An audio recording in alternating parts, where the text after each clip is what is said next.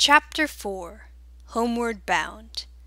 Amy took several paces back in surprise, and Lisa flew quickly away, chirping in terror. The yellow eyes just continued and continued rising up until the body of a snake was poking up out of the water. Amy carefully stood her ground.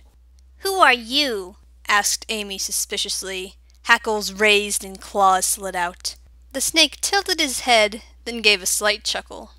Oh dear, I didn't mean to frighten you, or your bird friend. I was just going for a swim, you see. The snake explained. When I was suddenly hit on the head with this coin. Atop his head was Amy's copper coin. He gently let it slide into the fountain. And when I looked to see who had thrown it, I couldn't help but hearing you. I'm sorry to have eavesdropped on you, but that truly is a fantastic wish. I hope it comes true for you. Amy's fur laid back, and she sheathed her claws, ashamed. "Oh, no, I shouldn't have gotten so suspicious. Thank you.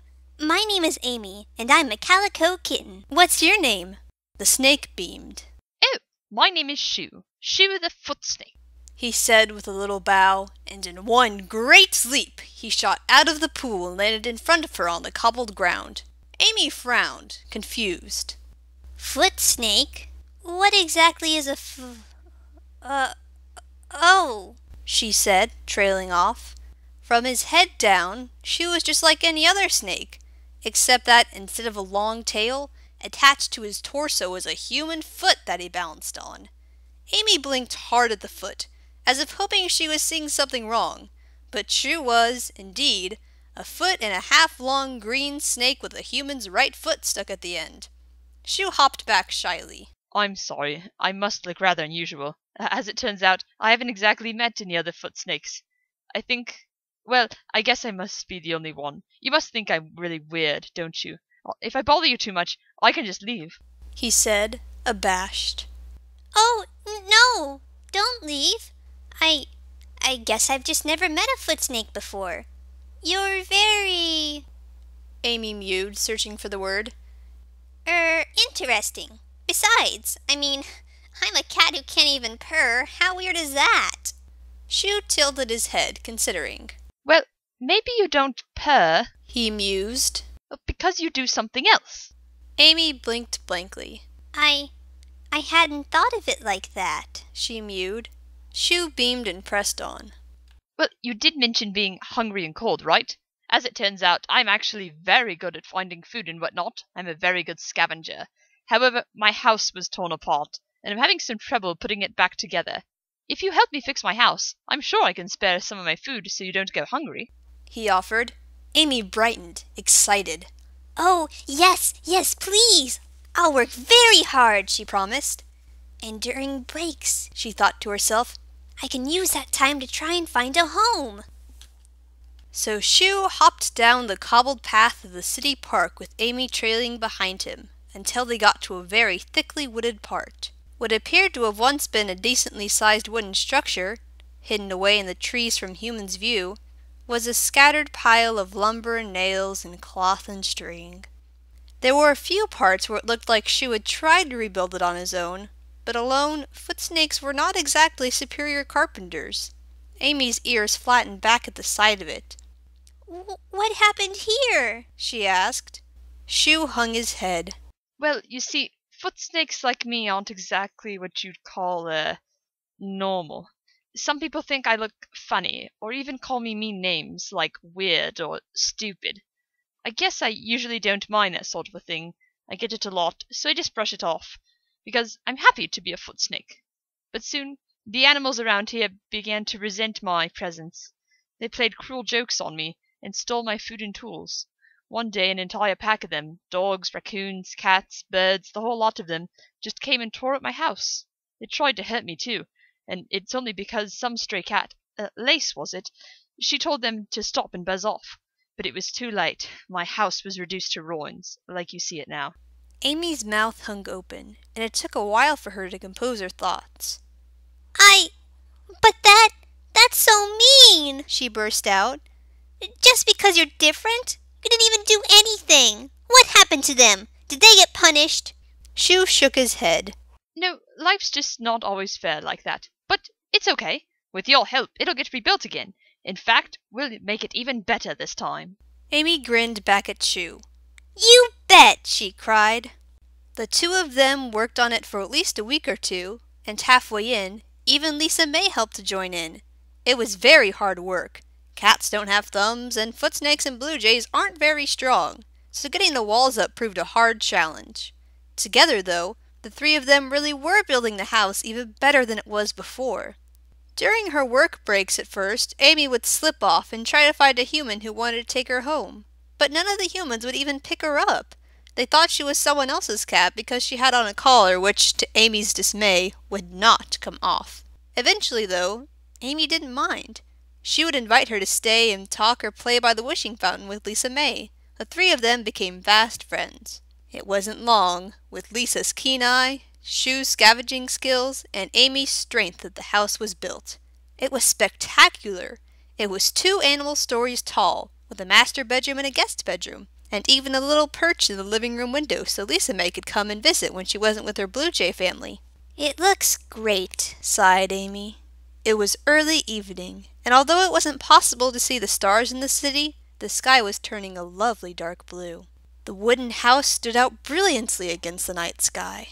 And it's such a fancy house, too, chirped in Lisa. And it's all thanks to you two. I couldn't have done it without you, said Shu graciously. Thank you so much. Don't get too comfy, said an urgent voice from the bushes.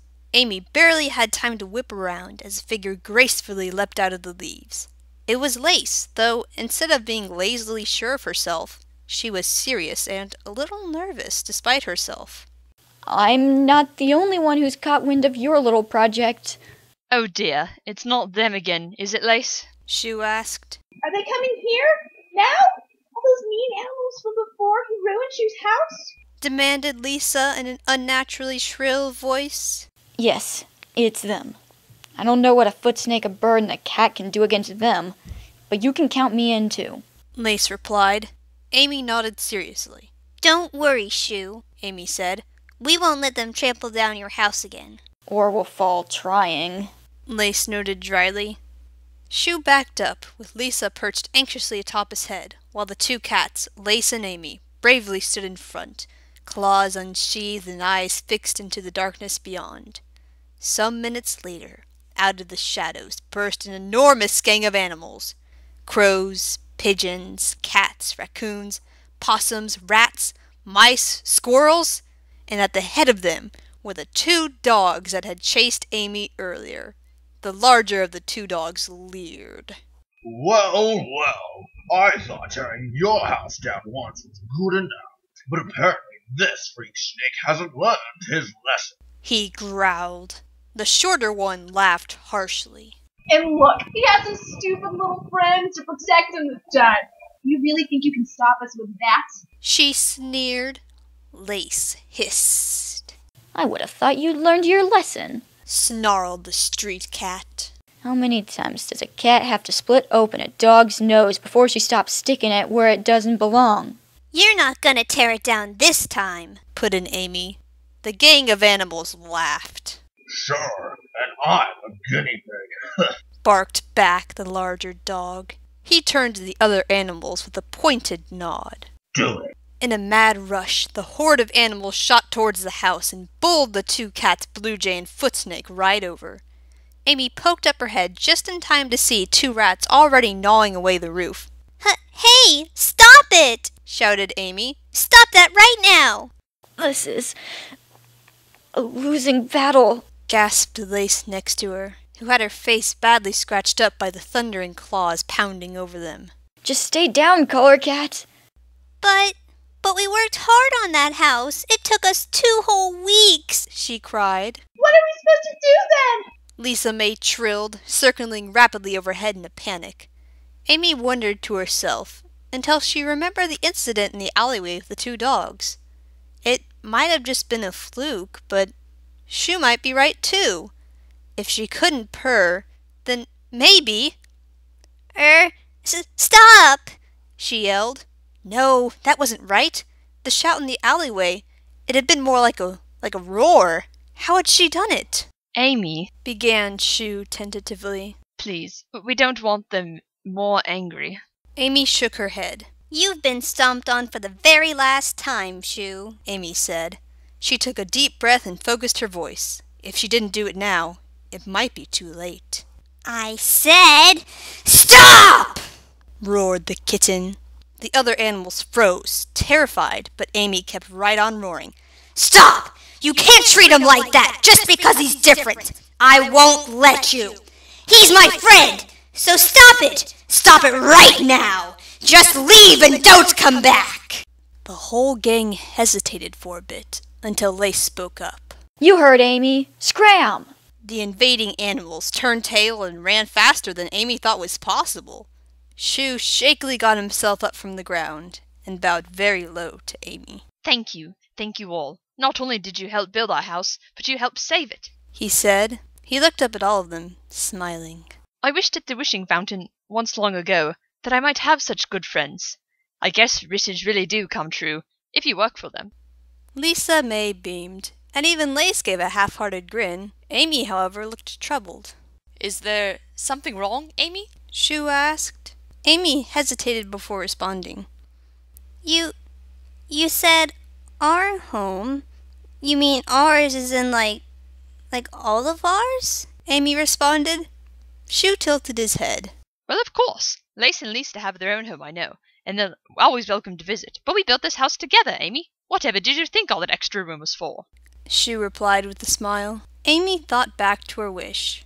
There weren't any humans in this home, or food bowls, or water bowls, or cat treats, or cat toys, but it was a place where she could be warm and sleep at night, where she could have a roof over her head. It was a place where she could have food and water, and where she could be safe from bullies. It was a place where she could be loved and cared for, where she could have friends and maybe even someday family near, where she could go back to, even if she made mistakes. A place where she could always be herself, despite her flaws, despite her abnormalities. Amy looked up at all of her friends, and up at the house, which had miraculously sustained almost no damage. Up above, beyond the city smog, there was a wishing star, burning a little brighter, just for her, in the coppery tones of her wishing coin. I'm home, Amy whispered. I'm home at last.